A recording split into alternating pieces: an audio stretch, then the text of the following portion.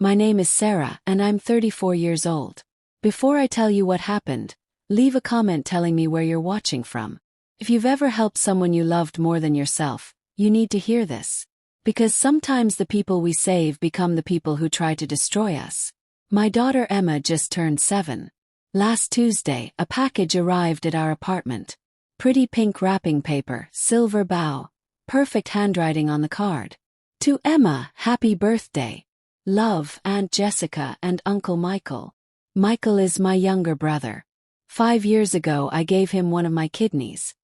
He was 26 and dying. I didn't hesitate. I didn't think about the cost or the pain or what it would mean for my future.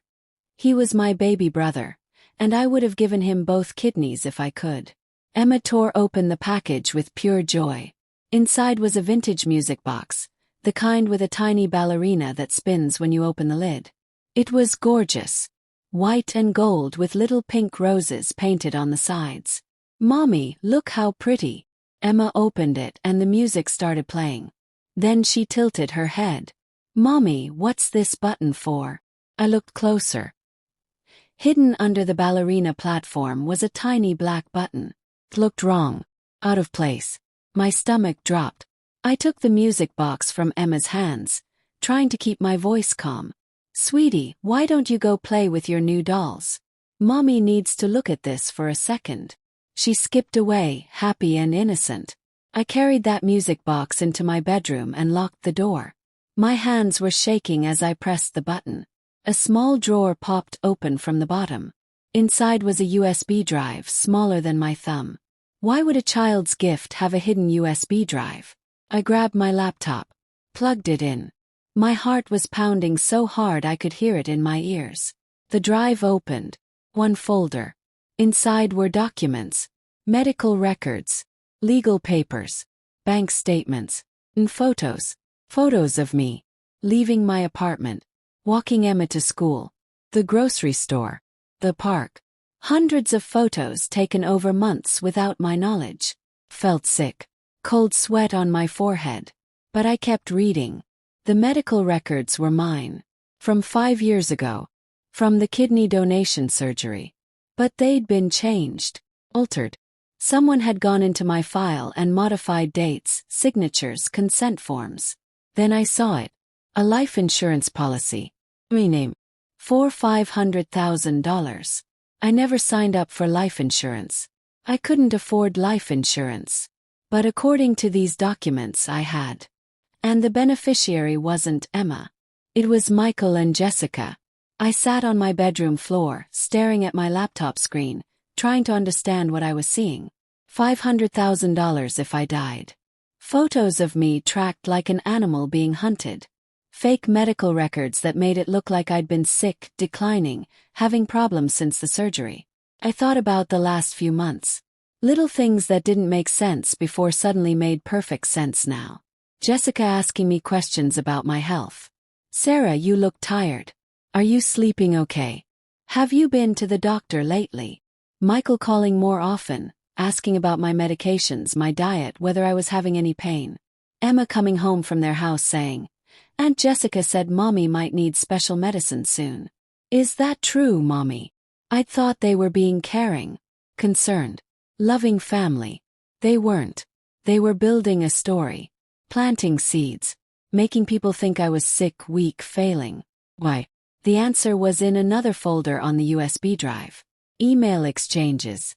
Between Jessica and someone named Dr. Richard Bennett. A doctor I'd never heard of. The emails were cold, clinical, evil. Subject needs to show more symptoms before we proceed. Insurance requires medical history of decline. Adjusting records accordingly. Estimated timeline, 6 months. Must appear natural. I stopped breathing. They weren't just planning to steal from me. They were planning to kill me. Make it look like complications from the kidney donation. Like my body finally gave out. Natural causes. Tragic but expected. And they'd collect $500,000. I ran to the bathroom and threw up. My whole body was shaking. The brother I'd saved was trying to murder me. But why the USB drive? Why would Jessica send me the evidence? I looked at the music box again. Checked every corner.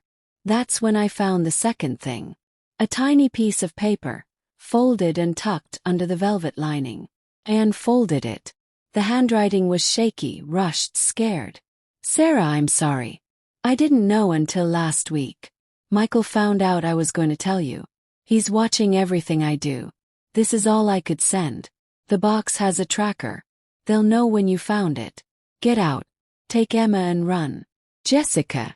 My blood turned to ice. I looked at the music box sitting on my bed. If it had a tracker, they knew I'd opened it. They knew I'd found the USB drive. How long did I have? Minutes. Hours. I grabbed my phone. Started to call the police. Then stopped. The emails mentioned local cooperation. What if they had someone in the police department helping them? I needed someone I could trust. Someone who'd believe me and had the power to do something about it. I called my college roommate, Rebecca. She worked for the FBI now, dealing with fraud cases. Rebecca, I need help. I need it right now. I can't explain on the phone. Can you come to my apartment? She heard something in my voice. I'm 20 minutes away. Lock your doors. Don't open them for anyone but me. Packed a bag for Emma. Clothes, her favorite stuffed animal, her blanket. Told her we were going on an adventure. Her eyes got big and excited. Really, Mommy? Where? It's a surprise, baby. But we need to leave right now. I heard footsteps in the hallway outside my apartment. Heavy, low, stopping right outside my door. I grabbed Emma and pulled her into my bedroom. Locked the door. Put my finger to my lips. Shoo, baby. We're playing the quiet game. The footsteps stopped. I heard breathing on the other side of the door. Then nothing. My phone buzzed. Text from Michael. Hey sis, we're in the neighborhood. Thought we'd stop by and see Emma. Open up. I didn't respond. Another text. Sarah, I know you're home. Emma's toys are outside. Just want to say hi. My heart was racing. I looked at Emma, her big eyes staring at me, sensing something was wrong. Then I heard it. Key sliding into my front door lock. How did they have a key? The door opened. Footsteps inside my apartment now. Michael's voice, fake cheerful. Sarah. Emma. Where are you girls? I looked at the window. 3rd floor. No fire escape. No way out. Rebecca texted. 2 minutes away. Sarah, come on. Don't be weird. We just want to talk. Jessica's voice now. Syrupy sweet. Dangerous. Emma started to cry. Quiet tears running down her face. I held her tight. Whispered. Mommy's got you. I promise. The bedroom door handle turned. Michael knocked. Sarah opened the door. We need to discuss something important. I grabbed the music box. It was evidence. I needed to keep it safe. I shoved it and the USB drive into my jacket pocket. Michael knocked harder. Sarah, I'm not playing games. Open this door right now. The knocking turned to banging. The door frame started to crack. I pulled out my phone and started recording. Video, audio, everything. Michael, Jessica, I found what you sent. I know about the insurance policy. I know about the fake medical records. I know you're trying to kill me for the money. The banging stopped. Silence. Then Michael's voice, different now. Cold. Flat. You weren't supposed to open that until later. Jessica, you idiot. I didn't know she'd find it so fast. Jessica's voice panicked. The tracker said the box was just sitting there. Well, she found it. Now what? Kept recording. Kept them talking. How could you, Michael? I gave you my kidney. I saved your life. He laughed. Actually laughed. Yeah, and you've been holding that over my head ever since. I saved you, Michael. I gave you everything, Michael. You made me feel like I owed you. You do owe me. I gave you part of my body. And I'm tired of owing you. Do you know what it's like living in your shadow? Perfect Sarah. Selfless Sarah. Everyone loves Sarah who gave her kidney to her poor dying brother. I'm sick of it. Jessica's voice, trying to calm him. Michael, stop. She's recording. I don't care. We're already here. We already started this. We finish it. The door frame cracked more. Wood splintering. Emma was sobbing now, clutching my shirt. Mommy, I'm scared. I know, baby. I know. Then I heard the most beautiful sound in the world. Sirens. Multiple sirens. Getting closer. Michael heard them too. No. Well. Jessica, run. Footsteps running back through my apartment. Front door slamming open. I unlocked my bedroom door. Ran to the window with Emma in my arms. Looked down. 3 FBI vehicles. 6 agents in tactical gear. Rebecca standing in the middle, pointing up at my apartment. Michael and Jessica burst out of the building entrance. Agents surrounded them immediately. Guns drawn. Voices shouting. On the ground. Now. They arrested Michael and Jessica right there on the street. I watched from my window, holding Emma, both of us crying. Rebecca came upstairs with 2 agents. Found me sitting on the floor, Emma in my lap, both of us shaking. Sarah, are you hurt? Is Emma okay? I handed her my phone with the recording still running. Handed her the USB drive. Told her everything. Rebecca's face went from concerned to furious as she listened. This is bigger than insurance fraud. This is attempted murder. Conspiracy. Medical fraud. We're talking decades in prison. Over the next 3 days, the FBI tore apart Michael and Jessica's life. They found Dr. Bennett, the doctor who'd been helping them. He'd falsified medical records for 7 other patients. All dead now. All had life insurance policies that went to family members. Michael and Jessica weren't his first clients. They found the forged insurance policy. Jessica had worked at an insurance company 2 years ago. She'd created fake policies for multiple people, then targeted them. My brother wasn't the mastermind. Jessica was. She'd married Michael specifically because of me. Because I donated a kidney. Because that made me vulnerable. She'd calculated everything. Found a desperate man with a sick sister. Married him. Convinced him that I was the problem. That I was holding him back. That my death would set him free and make them rich. Michael confessed everything. Pleaded for a deal. Said Jessica had manipulated him, twisted his thinking, made him hate me. Maybe that was true. Maybe it wasn't. Either way, he'd been ready to kill me. His own sister. The person who'd literally given him part of herself to keep him alive. Trial lasted 6 weeks. Dr. Bennett got 25 years. Jessica got life without parole. Michael got 30 years. I sat in that courtroom every single day. Looked my brother in the eye. Watched him cry and apologize and beg for forgiveness. I didn't forgive him. I don't think I ever will. But I did something he probably didn't expect. I testified on his behalf. Not to reduce his sentence. Not to help him. But to tell the truth about who he used to be before Jessica poisoned his mind. The brother I knew died 5 years ago when I gave him my kidney. The man in that courtroom was a stranger. 6 months after the trial, I got a letter from Michael in prison. I almost threw it away without reading it. But something made me open it. Inside was one sentence. I don't deserve your forgiveness, but I hope someday Emma will understand I wasn't always a monster. I burned the letter. Emma will never know the uncle who tried to murder her mother. She'll never carry that weight. As for me, I'm healing. Therapy 3 times a week. Emma's in therapy too. We're learning to feel safe again.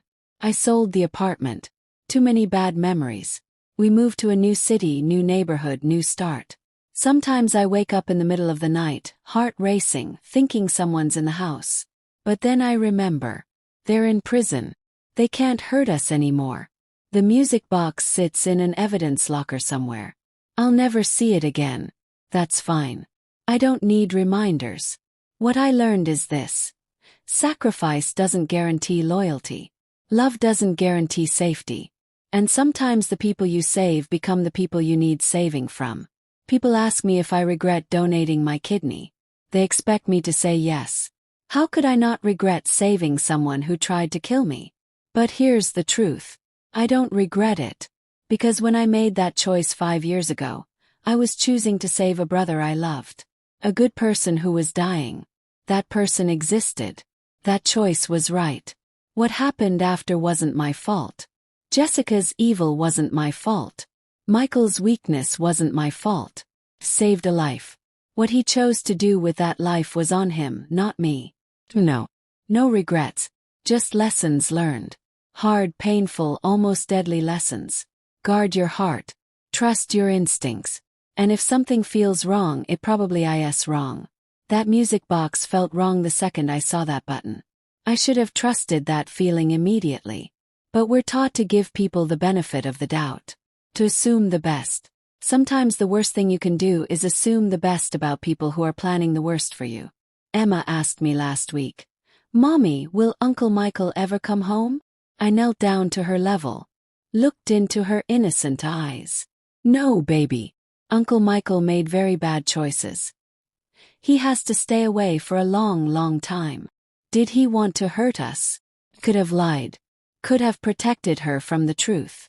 But she'd been there. She'd heard the banging on the door. She'd felt my fear. Yes. But he can't anymore. Mommy made sure of that. And Aunt Rebecca helped us. We're safe now." She hugged me tight. "You're the bravest mommy in the world." "I'm not brave. I'm just a woman who refused to die. Who fought back when someone tried to take everything from me. Who protected her daughter with everything she had. If that's bravery, then yes, I'm brave. So are you if you ever had to fight for your life, your children, your future." 3 weeks ago I got a call from Rebecca. "Sarah, you need to hear this. We found 7 more victims connected to Dr. Bennett. All of them had suspicious deaths. All of them had recently donated organs to family members. And all of them had life insurance policies that benefited those family members." My stomach turned. 7. You were supposed to be number 8. If you hadn't found that USB drive, if Jessica hadn't panicked and left that note, you'd be dead right now. And we might never have caught them. I think about that sometimes. How close I came. How one tiny decision, Jessica's moment of conscience, saved my life. She claims she never wanted me dead. Claims she tried to stop Michael. Claims she left the note to warn me. I don't believe her. She had months to warn me. She only warned me when it was almost too late. But I am grateful for that note. For that one split second where maybe she remembered she was human. Where maybe she couldn't go through with murder. The other families, the 7 victims who didn't survive. Their families are filing wrongful death lawsuits. Civil cases on top of the criminal ones. They'll never get their loved ones back, but maybe they'll get justice. Maybe they'll get answers. I think about those families a lot. Think about how they probably never suspected.